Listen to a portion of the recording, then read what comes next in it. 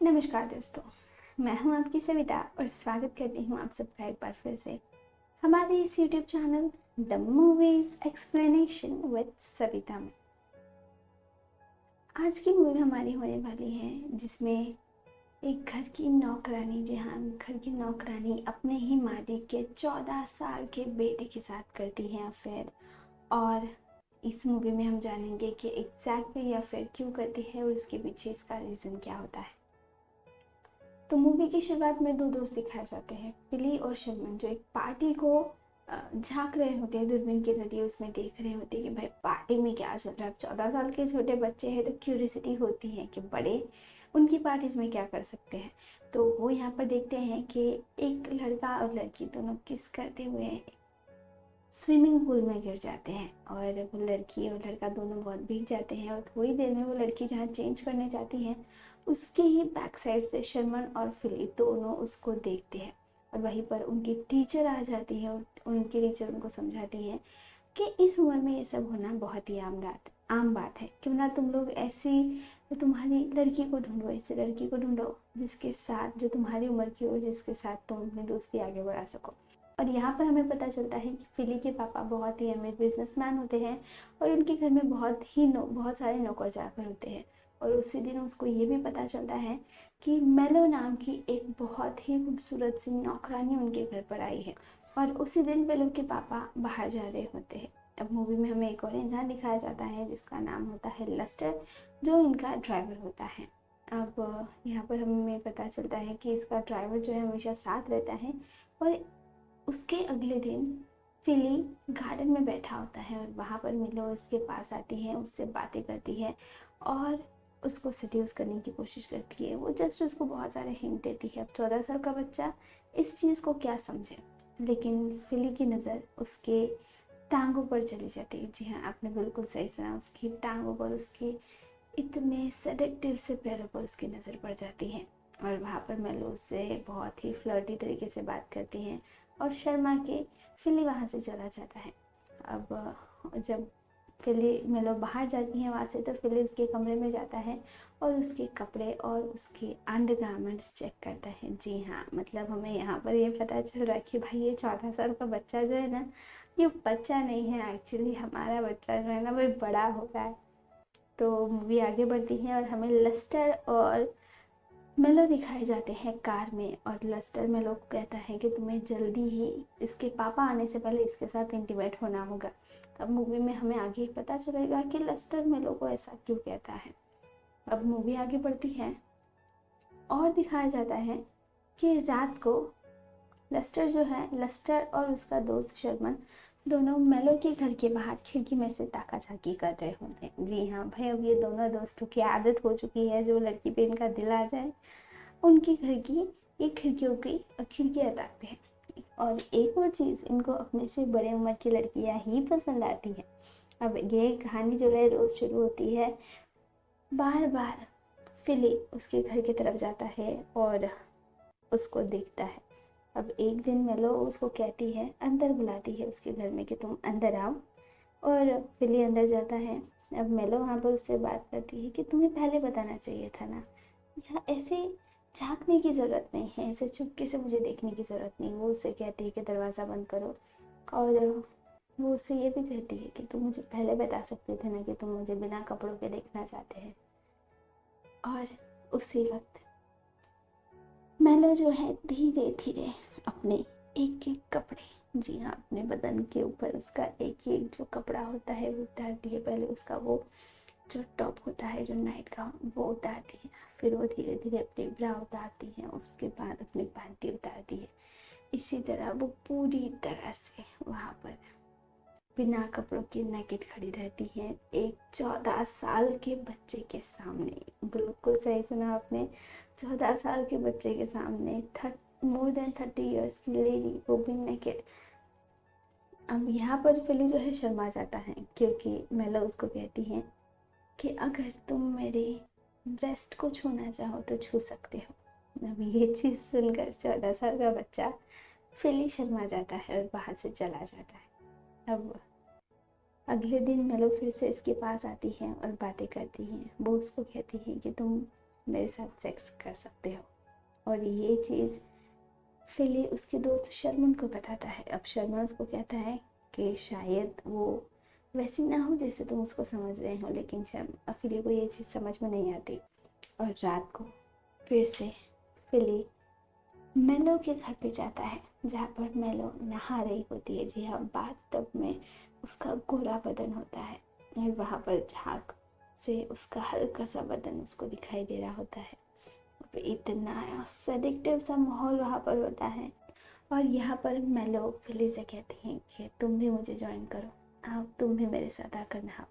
फिली पहले तो मना करता है, लेकिन थोड़ी देर में वो भी सिर्फ उसकी अंडरगारमेंट छोड़ के उसके पूरे कपड़े उतार के उसके साथ बाथटब में चला जाता है।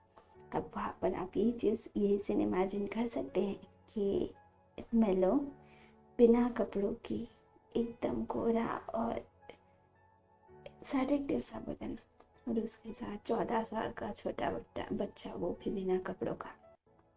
और ये सीन यहाँ पर चल रहा होता है। मेलो उसको किस करती है और धीरे धीरे उसके प्राइवेट पार्ट को भी टच करती है। जी हाँ दोस्तों, उसके प्राइवेट पार्ट को टच करती है, उसको सेडक्ट करती है। सेड्यूस करने के बाद वो इंटीमेट होने वाले होते हैं, लेकिन अब फिली का ये सब पहली बार होता है, तो वो वहाँ से चला जाता है। अगले दिन फिली उसके दोस्त शर्मन को सब कुछ बताता है कि एक रात पहले वो क्या वहाँ पर क्या सब हुआ, किस तरह से चीज़ें हो रही थी। और अगले दिन मेलो और फिली दोनों मूवी देखने जाते हैं। और वहाँ पर थिएटर में मेलो क्या करती है, फिली का हाथ लेती है और अपने कंधे पर डाल के उसका हाथ खींचती है और अपने ब्रेस्ट को छूती है। जी हाँ, वो उसके ब्रेस्ट पर उसका हाथ रखती है और वो यहाँ पर उसको धीरे धीरे प्रेस करता है और दोनों बहुत हॉर्नी हो जाते हैं। अब रिटर्न जाते वक्त कार में दोनों पैशनेटली एक दूसरे को किस करते हैं। वो अपने दोनों हाथों से उसके ब्रेस्ट दबाता है। जी हाँ, एक 14 साल का बच्चा और एक 30 साल की औरत, दोनों में यहाँ पर काफ़ी अच्छे संबंध बन रहे होते हैं। अब दोनों घर पर आते हैं और दोनों इंटीमेट होने वाले होते हैं, लेकिन फिली उसको यहाँ पर बोल देता है कि मैं तुमसे प्यार करता हूँ और मैं तुमसे शादी करना चाहता हूँ। मेलो इस बात पर रिप्लाई करती है कि उनकी शादी नहीं हो सकती, और फिली को ऐसा लगता है कि शायद वो उसको पसंद नहीं करती, इसलिए मना कर दी है। और अगले दिन वो अपने दोस्त शर्मन को बताता है कि उसने एक रात पहले ये सब बातें की। अब शर्मन उसको कहता है कि पहले ही नाइट में शादी की बात नहीं करनी होती।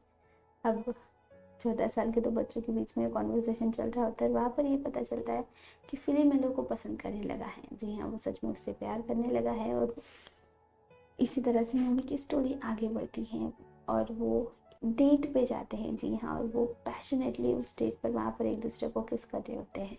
और घर पर आने के बाद वो रात आती है जहाँ वो एक दूसरे के बाहों में खो चुके होते हैं। मेलो और फिली एक दूसरे को पैशनेटली किस कर रहे होते हैं, वो दोनों इंटीमेट हो रहे होते हैं। और यहाँ पर बिटवीन इंटीमेट सीन मेलो बेहोश हो जाती है। अब ये सीन देख के कि मेलो बेहोश हो चुकी है, फिली बहुत डर जाता है। वो उसी हालत में बाहर आता है और लस्टर को बोलता है कि देखो फिली को क्या हो गया है। अब लस्टर को ये चीज़ तो पता होती है कि उसको हार्ट की प्रॉब्लम है, और इस दूसरी तरफ हमें दिखाया जाता है कि मेलो तो बिल्कुल सही है, वो सिर्फ नाटक कर रही होती है। और लस्टर उसको कहता है कि मेलो मर चुकी है। जी हाँ, लस्टर ये कहता है कि मेलो मर चुकी है और तुमने इसका खून किया है, क्योंकि कमरे में लास्ट टाइम उसके साथ सिर्फ तुम थे। अब वो पुलिस को फ़ोन करने का नाटक करता है, लेकिन फिली उसको मना कर देता है और दोनों उसकी लाश ठिकाने लगाने के लिए पहुंचते हैं। वो उसकी लाश को फ्रीज़र में रखते हैं और वहाँ से यार्ड में जाकर उसके लिए कबर खोदने लगते हैं। और जब फ्रीज़र में से लाश बाहर निकालते हैं तो वो ज़्यादा हैवी हो चुकी होती है, क्योंकि हमें तो ये चीज़ पता है कि ये प्लान ऑलरेडी लस्टर का था। अब आगे भी पता चलेगा लस्टर का ये प्लान ऐसा क्यों था और मेलो उसकी मदद क्यों कर रही थी। अब हमें ये भी पता है कि मेलो जो है पहले ही निकल चुकी है फ्रीज़र में से। अब वो उसको दफनाते हैं और जब सुबह होती है तो वो देखता है कि उसकी कब्र ऑलरेडी खुदी हुई है और उसमें उसकी लाश नहीं है। वो भागते हुए आता है और बताता है लस्टर को कि उसकी लाश वहाँ पर नहीं है। और लस्टर उसको कहता है कि शायद हमें किसी ने उसकी लाश दफनाते हुए देख लिया होगा। और उनको एक वहाँ पर लेटर मिलता है जिसमें लिखा हुआ होता है कि मेरे पास मेलो की लाश है, अगर तुम्हें ये लाश चाहिए और चाहते हो कि मैं ये चीज़ किसी को ना बताऊँ तो मुझे $10 मिलियन चाहिए। अब ये बहुत बड़ी अमाउंट होती है, लेकिन फिली का पापा जो है बहुत ही ज़्यादा अमीर होते हैं, तो इसके लिए इतने पैसे बिल्कुल मायने नहीं रखते। और फिली वही करता है, वो सारे पैसे निकाल कर जो किडनैपर होता है उसकी बताई हुई जगह पर रख देता है। और हमें ये पता है ये सारा प्लान लस्टर का है, तो लस्टर वहाँ से पैसे उठाकर रख देता है। अब अगले सीन में हमें ये पता चलता है कि मेलो लस्टर की मदद क्यों कर रही होती है, क्योंकि मेलो जो है किसी और देश से होती है, वो इलीगली इस कंट्री में रह रही होती है और ये चीज़ लस्टर को पता चल जाती है और वो उसको ब्लैकमेल करता है और ब्लैकमेलिंग के ज़रिए उससे ये सारे काम करवाता है। थोड़ी ही देर में वो फिली के पास वापस चली जाती है और फिली को बोलती है कि ये सारा प्लान लस्टर का था। अब फिली और मेलो दोनों मिल चुके हैं और मिली वहाँ पर प्लान बनाता है कि हमें तो उसके पैसे पता नहीं है कहाँ पर, लेकिन भाई बच्चा तो सिर्फ 14 साल का है, लेकिन दिमाग तो उसका बिल्कुल एक पुलिस वाले जैसा होता है। वो क्या करता है, मेलो का एक दोस्त जो फुटबॉल कोच होता है उसकी हेल्प लेता है, वो उसको एक पुलिस वाला बनाते हैं और लस्टर के पास भेजते हैं और लस्टर को कहते हैं कि मेलो मेलो कहाँ है। अब वो कहता है कि मेलो मरी नहीं है, मेलो एक होटल में है। और जब वो होटल चेक करने जाते हैं तो मेलो वहाँ नहीं होती, तो इनडायरेक्टली उसका मर्डर केस इसके ऊपर आता है। पुलिस वाला उसे टाइम देता है कुछ घंटे कि तुम्हारे पास 2 घंटे है, 2 घंटे में तुम अगर प्रूव कर सकते हो कि मेलो ज़िंदा है तो तुम्हारे हाथ में है, तुम छूट जाओगे। अब वो क्या करता है, उसको ये पता चलता है कि मेलो भाग चुकी है, इसीलिए वो अपने सारे पैसे लेता है और एयरपोर्ट की तरफ निकलता है। और यहाँ पर मेलो और फिली उसका पीछा करते हैं। अब यह लस्टर ये चीज़ भूल चुका होता है कि फिली के पापा जो आज रिटर्न आने वाले होते हैं और एयरपोर्ट पर फिली के पापा उससे मिल जाते हैं। फिली और मेलो दोनों आ जाते हैं और फिली जो है लस्टर के हाथ में से पैसों का बैग ले लेता है। इसी तरह से ये मूवी में हमें दिखाया जाता है कि ये सारी चीज़ें किस तरह से क्लियर होती हैं। अब मूवी के एंडिंग सीन में हमें पता चलता है, मेलो फिली को कहती है तुम्हारे पापा को पता चलने से पहले मुझे यहाँ से चले जाना चाहिए, वरना वो मुझे यहाँ से निकाल देंगे। और फिली कहता है कि नहीं, मैं तुम्हारे बिना नहीं रह सकता, लेकिन मेलो उससे प्रॉमिस करती है कि वो उससे हमेशा मिलती रहेगी। और यहीं पर ये मूवी की कहानी ख़त्म होती है।